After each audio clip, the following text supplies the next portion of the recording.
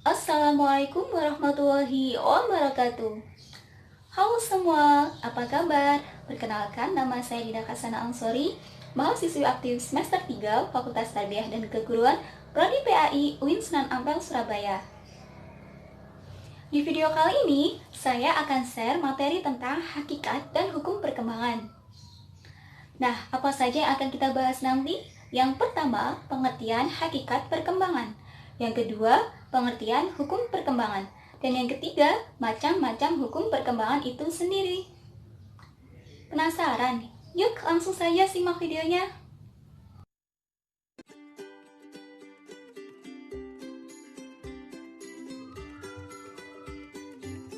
Hakikat perkembangan. Istilah hakikat dalam KBBI berarti intisari atau dasar kenyataan yang sebenarnya. Sedangkan perkembangan adalah suatu perubahan fungsional yang bersifat kualitatif, baik dari fungsi-fungsi fisik maupun mental, sebagai hasil keterkaitannya dengan pengaruh lingkungan.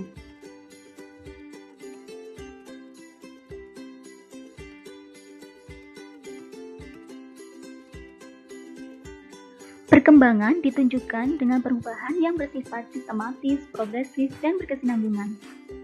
Sistematis di sini yakni adanya saling kebergantungan atau saling mempengaruhi antara aspek-aspek fisik dan psikis yang merupakan kesatuan yang harmonis. Misalnya, anak diperkenalkan bagaimana cara memegang pensil, membuat huruf-huruf, dan diberi latihan oleh orang tuanya. Kemampuan belajar menulis akan mudah dan cepat dikuasai anak apabila proses latihan yang diberikan pada saat otot-ototnya telah tumbuh dengan sempurna, dan saat untuk memahami bentuk huruf telah diperoleh. Dengan demikian, anak akan mampu memegang pensil dan membaca huruf. Progresif. Progresif di sini diartikan sebagai perubahan yang terjadi bersifat maju, meningkat, dan mendalam, baik secara kualitatif maupun kuantitatif. Misalnya, perubahan pengetahuan dan kemampuan anak dari yang bersifat sederhana akan berkembang ke arah yang lebih kompleks. Berkesinambungan, yakni adanya perubahan yang berlangsung secara beraturan atau berurutan, tidak bersifat meloncat-loncat atau karena unsur kebetulan. Misalnya, agar anak mampu berlari, maka sebelumnya anak harus mampu berdiri dan merangkak terlebih dahulu.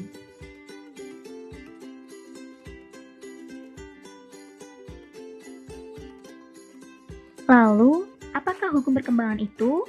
Ketentuan fundamental tentang realitas kehidupan anak yang telah disepakati kebenarannya berdasarkan hasil pemikiran dan penelitian yang seksama.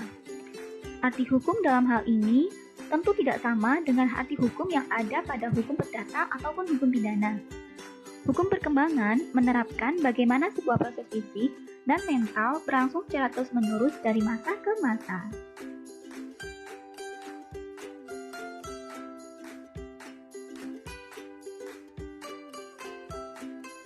Adapun macam-macam hukum perkembangan, yang pertama yakni hukum konvergensi.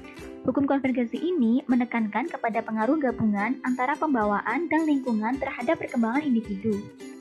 Tokoh yang berpendapat demikian adalah William Stubbs. Jadi, semisal anak mempunyai bakat yang baik, namun lingkungannya tidak mendukung, maka anak itu tentu tidak dapat berkembang dengan baik. Dan implikasinya, pendidik harus menciptakan lingkungan pendidikan yang aman dan bervariasi, sehingga potensi anak dapat teroptimalisasi dengan baik.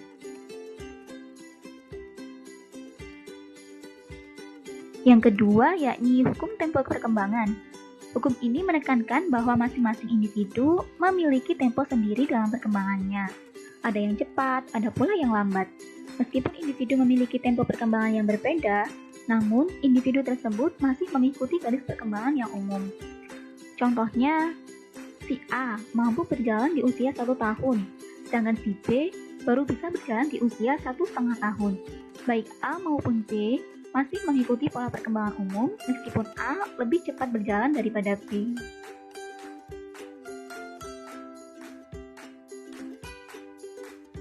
Lalu yang ketiga, hukum kesatuan organik.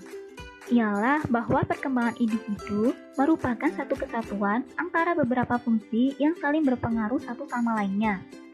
Contohnya, perkembangan kognitif pada anak juga harus ditinjau dari perkembangannya yang lain, seperti afektif dan psikomotorik.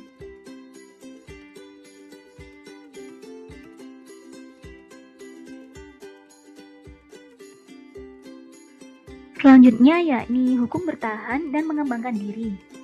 Setiap manusia pasti memiliki hasrat untuk mempertahankan diri. Hal ini terwujud pada usaha makan ketika lapar dan menyelamatkan diri apabila ada bahaya.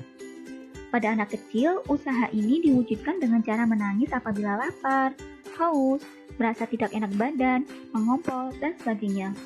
Kemudian si ibu akan tanggap dengan hal-hal tersebut.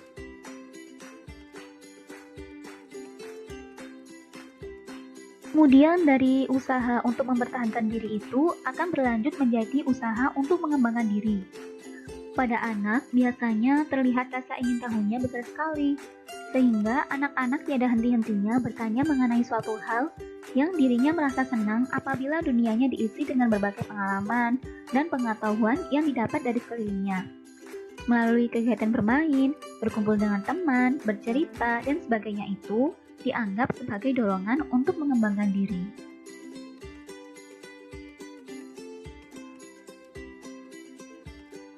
Lalu, hukum masa peka. Masa peka ialah masanya suatu fungsi, mudah atau peka, untuk dikembangkan. Masa peka merupakan masa yang terjadinya dalam perkembangan pada saat-saat tertentu. Misalnya, anak usia 1-2 tahun akan mengalami masa peka untuk berbicara dan meniru, sehingga apa saja yang diajarkan mudah diikuti dan berjalan dengan baik.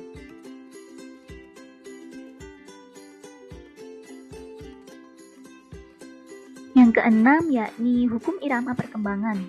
Hukum ini berlaku terhadap perkembangan setiap orang, baik menyangkut perkembangan jasmani maupun rohani. Hal ini berlangsung silih berganti, terkadang teratur, terkadang juga tidak. Ada kalanya tenang, ada kalanya goncang, tergantung dari irama perkembangan masing-masing individu.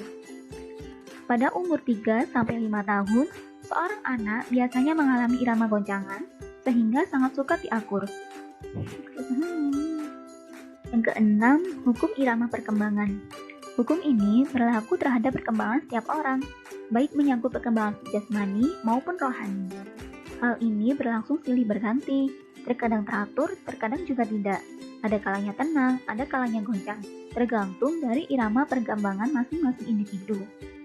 Pada umur 3-5 tahun, biasanya seorang anak mengalami irama goncangan sehingga sukar diatur, sukar membangkang, namun setelah itu anak bisa kembali tenang.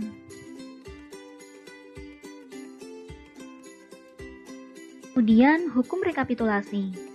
Dengan hukum ini berarti bahwa perkembangan jiwa anak itu merupakan ulangan dan adanya persamaan dengan kehidupan sebelumnya yang pernah dilakukan oleh nenek moyang mereka. Di sini perkembangan dibagi menjadi beberapa periode. Yang pertama, masa berburu dan menyamun. Anak usia 8 tahun sangat senang bermain kejar-kejaran, perang-perangan, menangkap binatang, dan lain sebagainya. Lalu masa mengembala, yakni anak pada usia 10 tahun sangat senang memelihara binatang seperti ayam, kucing, kelinci, dan lain sebagainya. Kemudian masa bercocok tanam yang dialami oleh anak sekitar umur 12 tahun dengan tanda-tanda senang berkebun dan menyiram bunga. Kemudian masa berdagang, yakni anak senang bermain jual-jualan, tukar-menukar foto, berkirim surat dengan sahabat. Sekian video dari saya, kurang lebihnya mohon maaf. Semoga bisa bermanfaat bagi kita semua. Wassalamualaikum warahmatullahi wabarakatuh.